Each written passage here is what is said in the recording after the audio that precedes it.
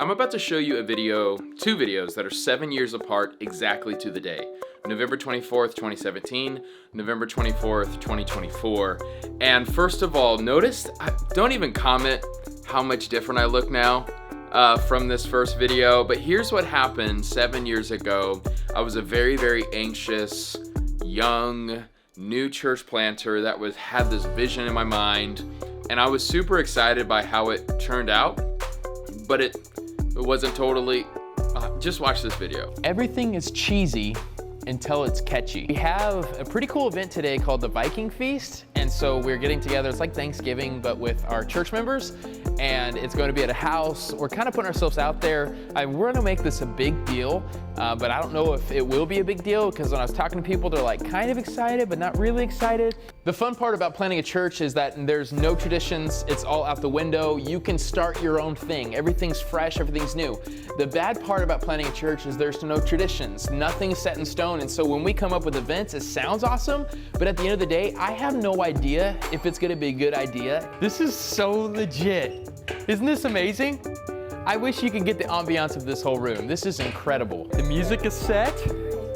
My mom made it and my sister, so we got a good turnout. I'll link the rest of that video right here because you can actually see how the turnout went. I love how the whole thing fit in a garage, and I was overjoyed, through the moon. Last night, 7 years later, November 24th, 2024, we had our 8th annual Viking Feast. And we've had a lot of ups and downs with the Viking Feast, thanks to, the row and everything else. But what a joy last night was. I actually love one of the biggest things, and then I'll show you this 1 minute recap. I barely took footage, and I think it's because I was just enjoying the moment. I was enjoying the people. Who cares about taking footage when, you just get to pastor your congregation. So here's how it turned out this year. So the winner is going to get a free Blackstone grill. All right, I promise you this isn't rigged. You have to be here to win it. And the winner is...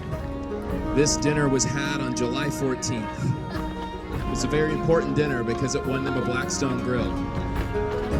And let's see if they're here. The Powells.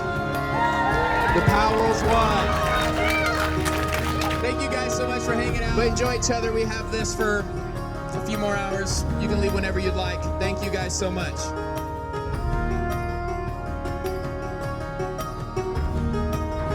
All right, so this is definitely the best year we've had. What a great time.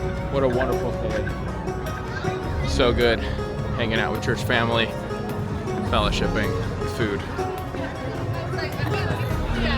Oh yeah, something else crazy happened this last week. So I think let me figure out when I did this. Hold on. And then almost exactly 6 years apart, 6 years ago, I got to preach at the state convention, and here's I don't even want to show you a clip of this one, but there it is. But he said, no, rejoice in this, that your name is written in the book of life. Oh man, guys, if we start getting obsessed how God saved us, he will use us to save others. Some of us have forgotten the joy that, wow, my name is written up there. I'm saved. I was so broken. I am such a sinner, but God still showed his mercy to me. For while we were still sinners, Christ died for me. We get so used to saying Christ died for you and that guy who hasn't been here in 6 months, right? And you who act like you're holy, but you don't tithe, all that. But we have to realize, God, thank you. You saved me. And that will change how our hands do the work. And then here's a quick clip of what I did this year. This is just last week. They didn't record the video, so my wonderful wife just recorded a couple seconds in the beginning. Together, it's hard not to think of the book of Acts. Now, you guys know your Acts. It depends on which chapter, which one am I talking about, and honestly, it depends on the year. Some years, I'm often reminded of Acts 15:6, getting together to settle theological debates and disputes, figuring out what is the gospel and what is it not? How do we live together in unity?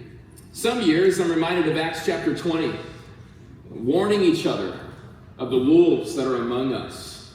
grieving with each other as pastors for what we have endured in the past year, reminding each other to finish the race, as Paul says in Acts 20:24, charging each other to guard against heresy, moral failure, and burnout.